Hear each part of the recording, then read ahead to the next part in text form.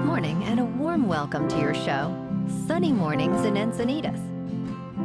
I'm your host, Melissa, and it's Thursday, November 7th. You'll be interested to know.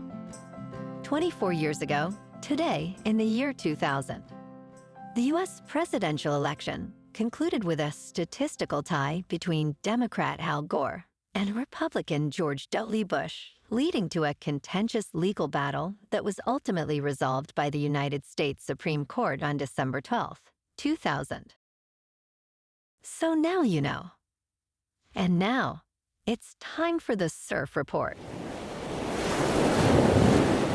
Expect knee-high medium period swell on Thursday, remaining knee-high on Friday and Saturday. All mornings will be clean, with light offshore winds becoming semi-choppy in the afternoons. Thursday in Encinitas and North County. It's looking clean at 1+ feet until noon. After that, it's fair until sunset. Best time to ride is at 6 a.m. with the 3.5-foot incoming high tide when the northeast swell is 1 foot at 12 seconds and the offshore wind is 5 miles per hour. The first high tide Thursday will be 5 foot just after 11:30 a.m. with a half-foot low tide at 8:15. The nearshore buoy at Beacons reads 62 degrees for the water temperature. This morning it's sunny and feels like 43 degrees with 24 mile per hour wind. The sunset will take place at 4:52 and it will rise again tomorrow at 6:13. It looks like we're in for a sunny day with a high around 67 and a light northwest breeze. Tonight, expect mostly clear skies with a low of 51 and gentle winds. Looking ahead in the weather, expect sunny skies on Friday and Saturday with highs near 66 and 63. Nights will be mostly clear with lows around 53 and 54. Patchy fog is likely Sunday morning and Veterans Day morning, but expect mostly sunny conditions with highs near 63 and 62. A slight chance of rain showers is possible Monday night. Bonjour, food enthusiasts. This podcast is brought to you by Versailles Cafe and Pastries in Encinitas. Nestled on El Camino Real South, just north of Encinitas Boulevard, this cafe is a haven for culinary delights. Indulge in their amazing Eggs Benedict or their gluten-free crepes. You can grab a panini for lunch or just breeze on through to get your morning coffee. They are open every day from 8 to 5. So stop on by and don't forget to tell them Sunny Morning sent you. In local news, a dramatic incident unfolded in Carlsbad this week when a driver suffered serious injuries after driving off a cliff following a police pursuit. The Carlsbad Police Department was assisting the San Diego County Sheriff's Department with a pursuit that began minutes earlier. After crashing into a fence, the vehicle sped off, prompting a chase that was called off due to safety concerns. Moments later, the vehicle plunged off the cliff on Carlsbad Boulevard. The driver, who sustained life-threatening injuries, was transported to a hospital and is expected to survive. The investigation is ongoing.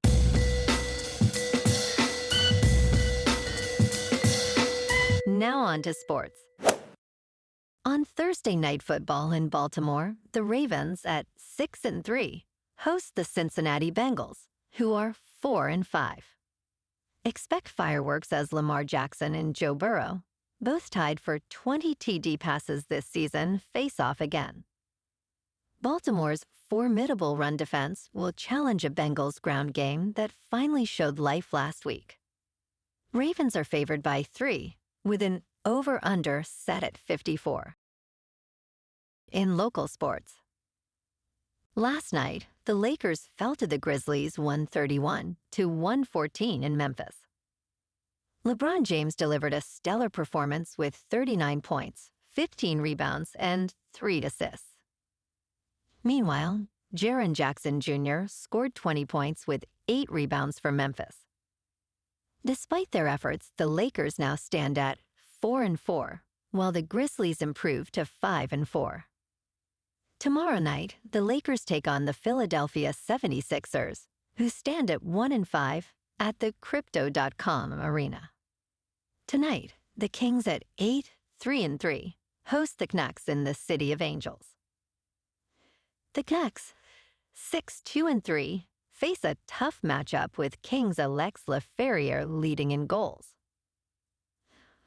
LA, with a strong home record, looks to maintain their dominance at Crypto.com arena.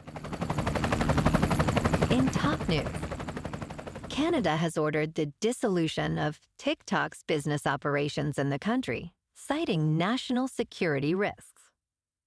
However, Canadians will still have access to the app and can create content. Canada's innovation minister stated that the decision was made based on evidence collected during a review of ByteDance Limited's operations.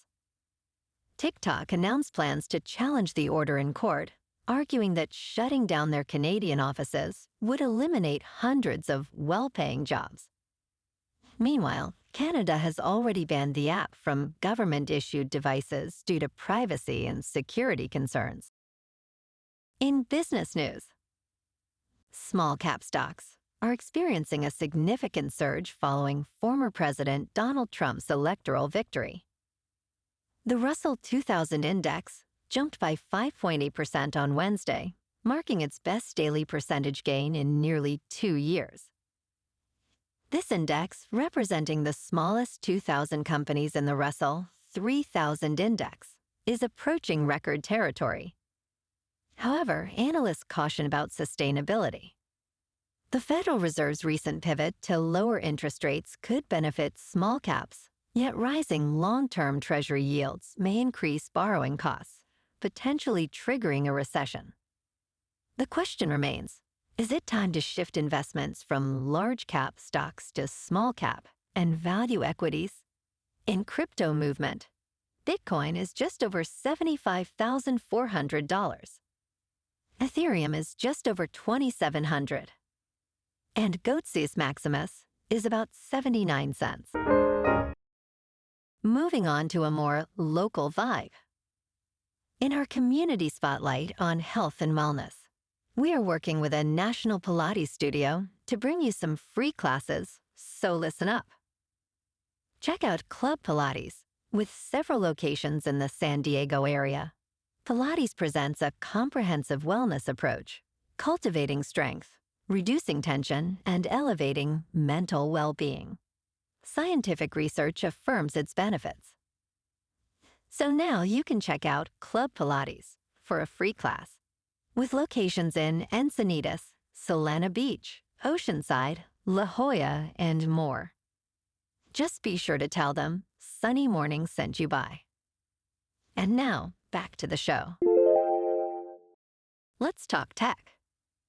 The Bay Area has been chosen as the location for the National Semiconductor Technology Center, as announced by Governor Gavin Newsom on Friday. This center will be established in Sunnyvale, funded through the Biden-Harris administrations, creating helpful incentives to produce semiconductors and Science Act. Newsom emphasized California's role as a leader in technology and innovation, highlighting its talent pool and top universities. The center aims to enhance the United States' semiconductor design and production capabilities, addressing concerns over reliance on foreign manufacturing. It is expected to generate over $1 billion in research funding and create more than 200 jobs over the next decade. And in entertainment news, Clint Eastwood's new film, Juror Number 2, has faced an unusual and limited release strategy from Warner Brothers. At just 93 years old, Eastwood directed this legal thriller, which has received positive reviews, yet only premiered in 28 theaters. Although it grossed $5 million internationally, Warner Brothers will not announce domestic box office figures, indicating a lack of confidence in the film.